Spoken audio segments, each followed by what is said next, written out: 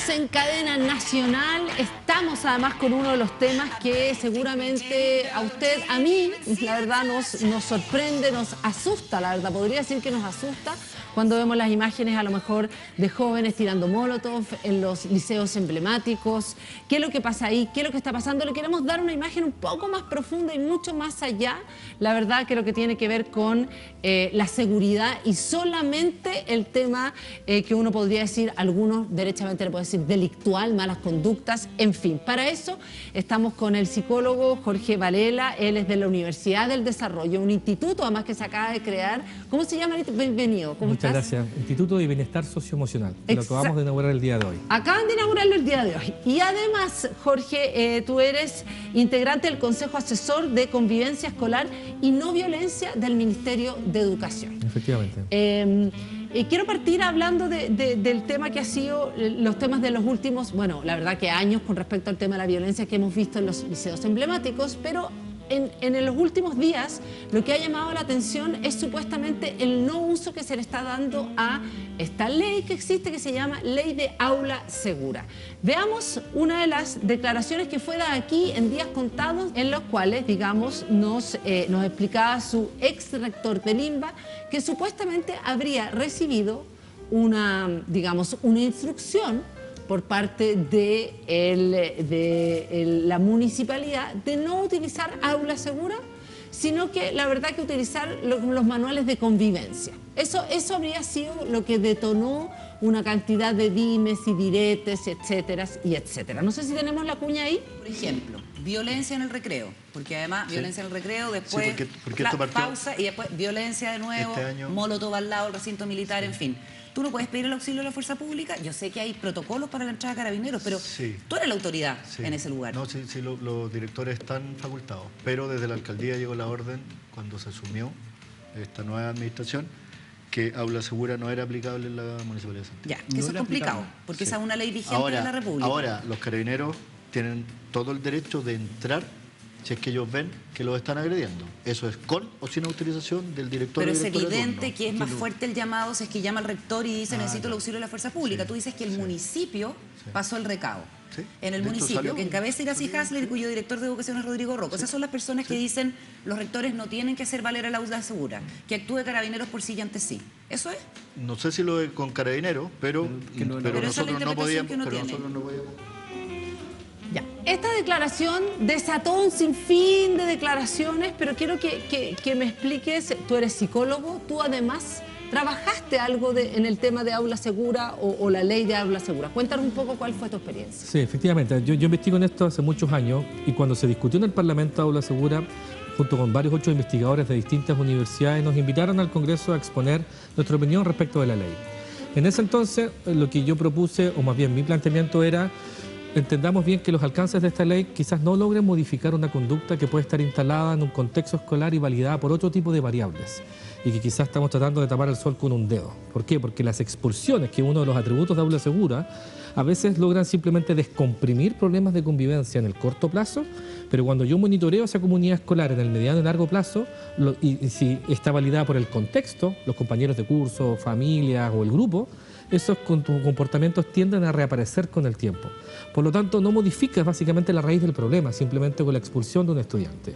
Y por otro lado, lo que yo mostraba eran las cifras de los estudios nacionales de violencia en el ámbito escolar en Chile, 2006, 2012, en fin, todos los estudios nacionales que se han hecho nos muestran que la prevalencia de conductas de violencia entre estudiantes es de muy baja prevalencia. Menos del 5% a nivel nacional.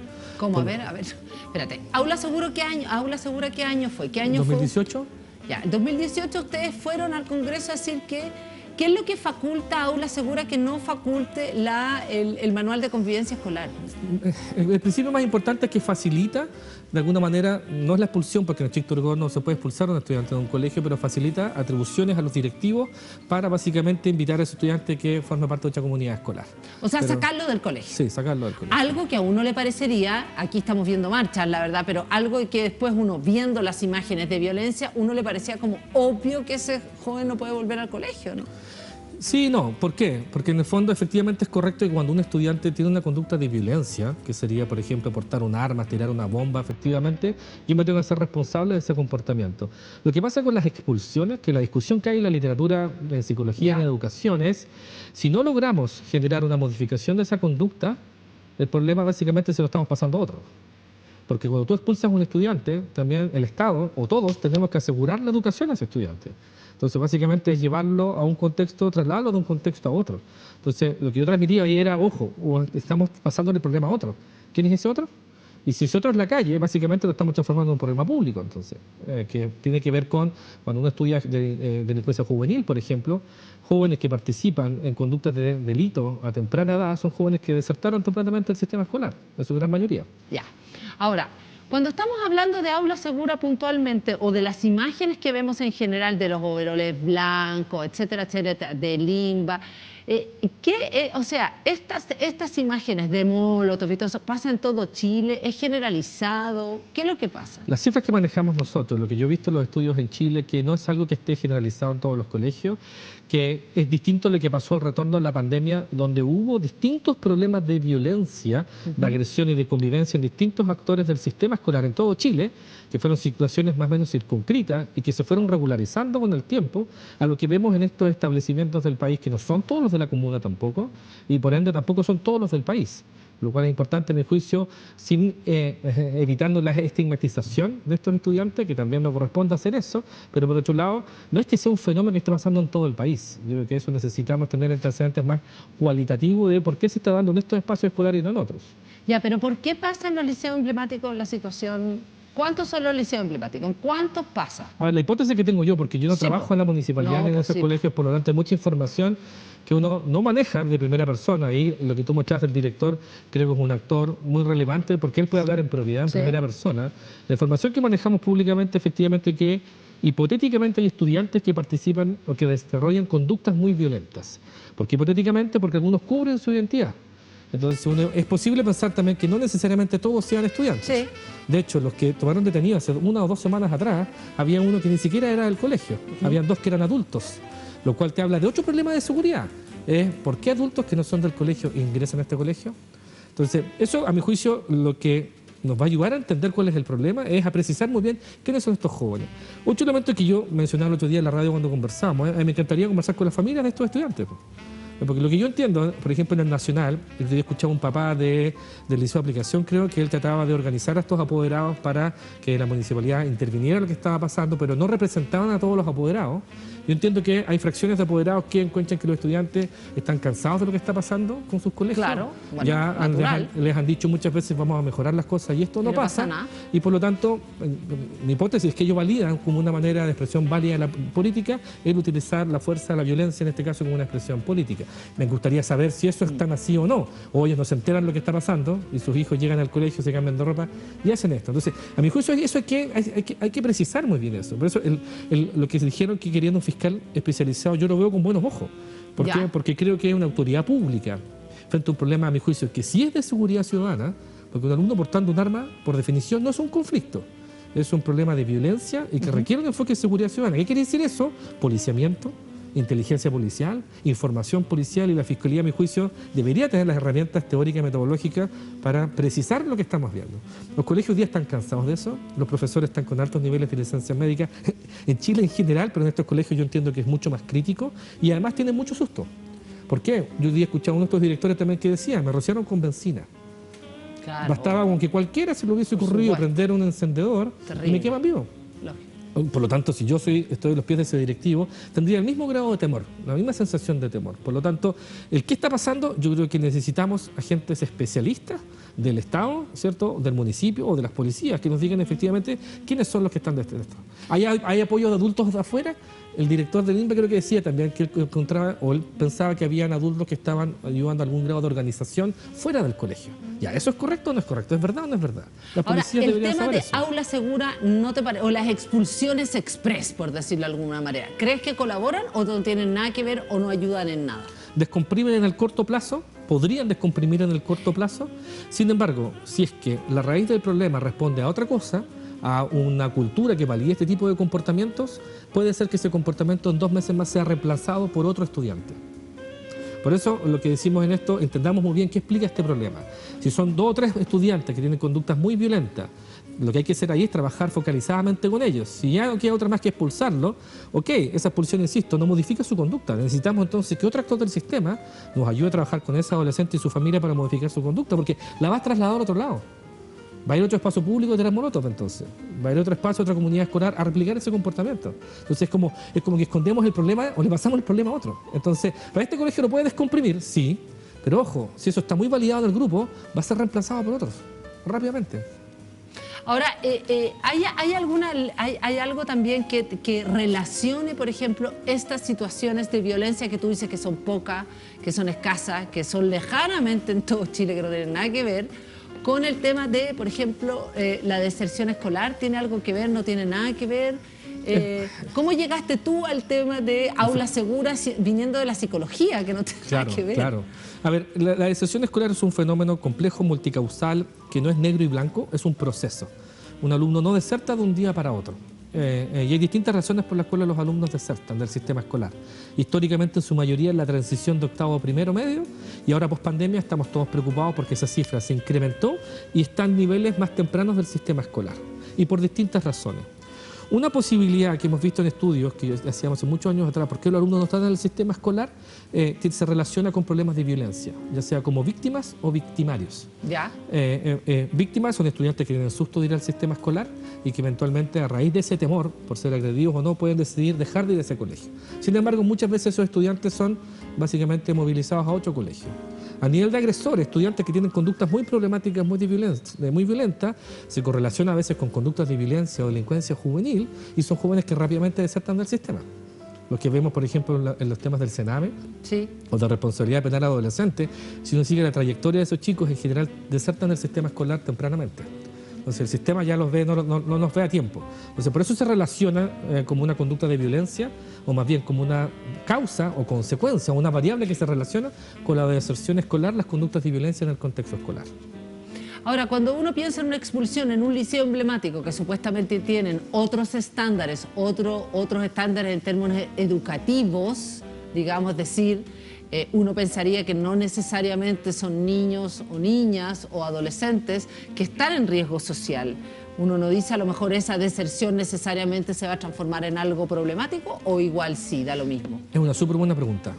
Es una súper buena pregunta, porque efectivamente uno ve la desigualdad que tenemos en Chile, que tenemos en las comunas urbanas, que se asocia a pobreza y se asocia a conductas más de violencia, en algunos mapas que le llaman los hotspots. Es una súper buena pregunta. Entonces, ¿cómo calzamos ese factor de riesgo? O sea, ¿cómo hacemos coincidir ese factor de riesgo en este otro contexto? Es una muy buena pregunta. Yo no tengo una respuesta hoy día para eso, la verdad.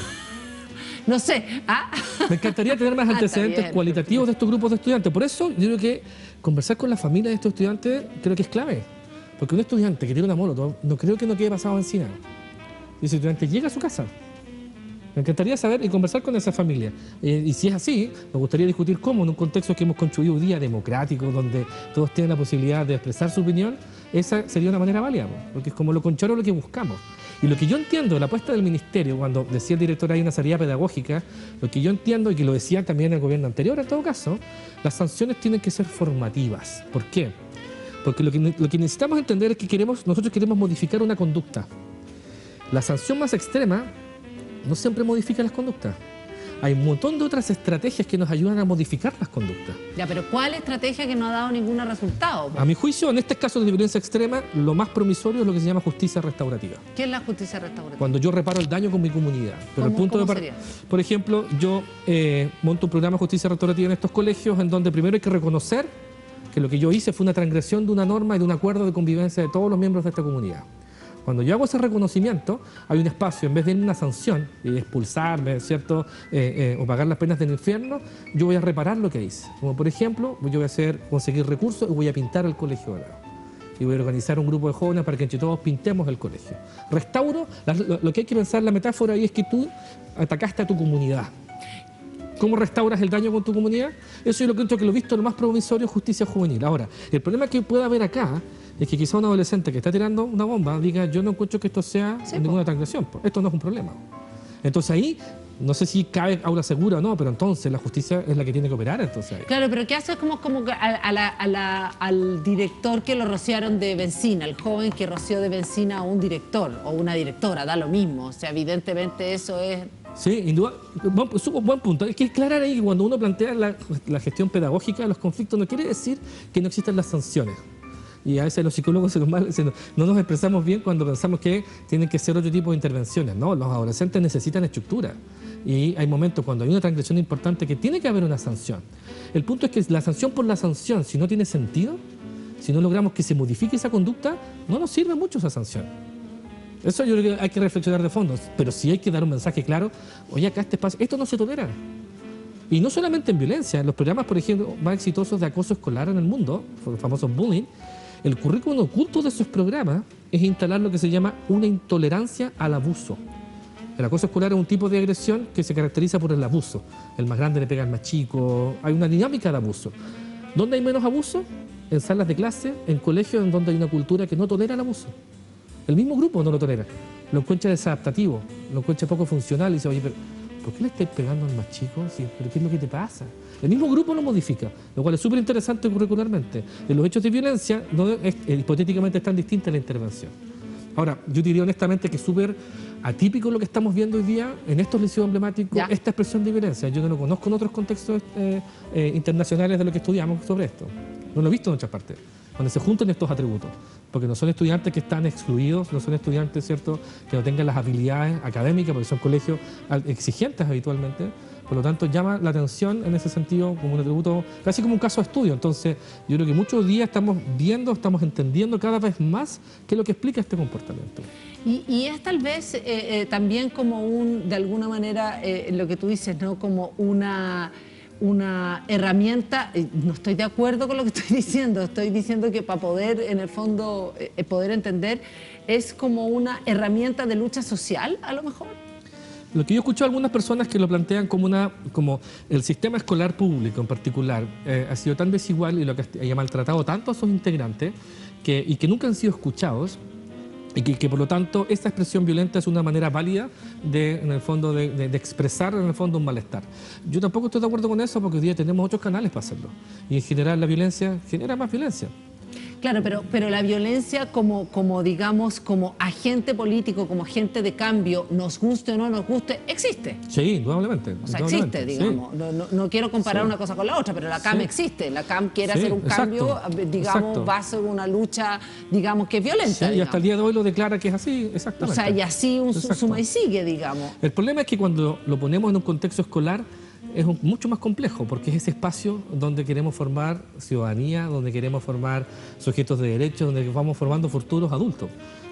Por lo tanto, si los validamos en ese contexto, más que validarlo es enredarnos en que le damos o le ponemos un manto a todos los escolares con que esa es la violencia, porque las cosas que yo entiendo que tú estudias es que es otro el tipo de violencia a la cual tenemos en las escuelas, ¿o no? Exacto. ¿Cuál es la violencia que está en las escuelas que no es de los colegios emblemáticos, que es lo que no sale en la tele necesariamente? ¿Cuál es el tipo de violencia que los niños, niñas y adolescentes están viviendo en las escuelas? Vemos distintos tipos de conductas de agresión.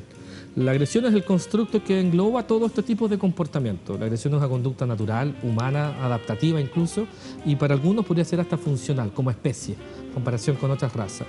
La agresión es una conducta que se expresa según tus niveles de autorregulación emocional, pero también sobre tus libretos de comportamiento. Hay personas que son muy desreguladas, que tienden a pelear todo el rato, el pitbull. En todos los partidos de fútbol que va siempre termina peleando con alguien. En cambio, otras personas son más reguladas, pero tienen libretos de comportamiento que dicen, si alguien me amenaza, la respuesta es ser choro, choro y medio.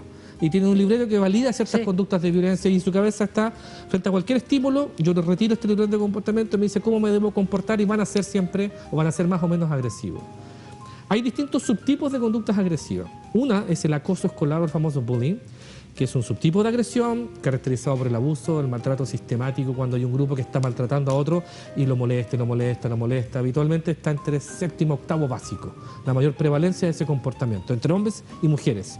No hace diferencias por género, pero sí hace a veces diferencia por la manera en que lo expresa. Puede ser más físico, más psicológico. La prevalencia del acoso en general es menos del 10%. 7%, 8%, y los estudios en Chile en general muestran ese mismo dato, no es tan distinto al dato internacional. Otro tipo de conducta agresiva, extrema, es la violencia, que es una agresión extrema, que es lo que estamos discutiendo ahora. También que te baja de prevalencia. Los estudios nacionales de violencia en el ámbito escolar, cuando preguntamos, ¿alguna vez has agredido con armas a alguien, etcétera?, no era más del 5%. Estos son estudios nacionales que hicimos en Chile, que se hicieron en el país hace unos años atrás. Un tercero, que es más complejo, mucho más complejo, es el ciberacoso. Sí. Que es cuando aparecen los teléfonos, aparece internet, claro. y es un dato más sucio porque no sabemos si es un tipo de acoso o otro tipo de agresión más. Se da ya desde séptimo en adelante, aparece con alta frecuencia, aparece mucho en el mundo universitario, por ejemplo, que hoy día lo estamos empezando a estudiar con más fuerza y empezamos a ver cómo estos chats, grupos de mensajería, son espacios en los cuales jóvenes, en este caso por su grupo etario, se agreden entre ellos. Estos tipos de agresiones coexisten en el sistema escolar. Varían por edades, en edades más pequeñas, lo que nos preocupa es la agresión. Ese niño que se desregula, va y le quita el juguete a otro, que lo empuja o que lo muerde. Falta control de impulso. Falta control de impulso. Entonces, por eso ahí la agresión se modela. Los niños aprenden a modular eso, y el adulto que está ahí le enseña, y los compañeros, pero no todos lo hacen bien, algunos lo hacen más o menos, y por eso algunos chicos muy agresivos después mantienen esas conductas o las trasladan a ser más bullies con sus compañeros o a veces ser más violentos. Por eso se habla de la predicción de la violencia en la autorregulación de los 0 años de vida. Sí, se ve mucho, porque adolescentes que son más violentos, que pelean mucho más, eran desregulados desde muy pequeños y no tenían además un sistema familiar que les enseñara eso, que les modelara eso. Hay otro elemento importante de estas conductas de agresión: son sensibles al contexto. ¿Qué quiere decir eso? Claro, por supuesto. Mi familia, mi barrio. Pues después entro al colegio, es tu grupo padre. Entonces, si tu grupo padre valida cualquiera de estas conductas, es más probable que niños, niñas y adolescentes la tengan a replicar. Entonces, por eso todos los programas de prevención de acoso, de ciberacoso, de agresiones, de violencia, un elemento que tienen oculto siempre, como el mensaje behind, ¿cómo se dice? Mensaje como que... ¿Subliminal? No sé si es subliminal, pero en el fondo el mensaje que hay de fondo es cambiar el contexto. No te rías cuando estás molestando a un compañero, o no reenvíes ese mensaje, o no le des like, por ejemplo. Cuando 18 años atrás hice una campaña con Fernando González, por ejemplo, y BTR, años atrás, y era súper chorro el mensaje, y tú veías a Fernando González por todo Santiago, la época que era número 1 del mundo. O sea, no fue número 1, pero era como los mejores tenistas del mundo. Entonces decía, cuando uno mata la mala onda desaparece. Entonces ese mensaje es básicamente el discurso del contexto. El gobierno anterior lo que quiso hacer una campaña de ciberacoso con los estudios nacionales que hicimos de ciberacoso era corta la cadena. Entonces ocupaban la metáfora que si tú cortas la cadena, empiezas continúa. Exacto. Sobre todo el ciberacoso, que es un tema que rápidamente toma fuerza y perdiste el control sobre eso. Entonces esos comportamientos existen, y cuando volvimos de la pandemia, nuestros profesores directivos estaban vueltos locos, porque en el fondo veían todo esto expresándose simultáneamente, ya que no tuvo ningún control, no tuvo ningún ethos, como se dice, ningún espacio que lo modulara durante 2 años. Jorge Varela, de la Universidad del Desarrollo, además integrante del Consejo Asesor es que es muy largo, entonces lo tengo que leer, de la convivencia escolar y no violencia del Ministerio de Educación. Muchas gracias por conversar con nosotros. Queríamos mirar también lo que tiene que ver con el contexto de violencia, el aula segura, desde otra mirada, la mirada de la psicología, una mirada más profunda de lo que está pasando en nuestras escuelas, que es mucho más que una molotov, tal cual como tú dices, ¿no? Hay que estar atentos a muchas otras conductas, y todos somos parte también y modeladores de otros, ¿no? Así es. Muchas gracias por estar con nosotros acá en Cadena Nacional, y nosotros seguimos con más Cadena Nacional. Viene lo que estabas esperando, viene la mesa sin respeto. No se vayas, estás en VIP.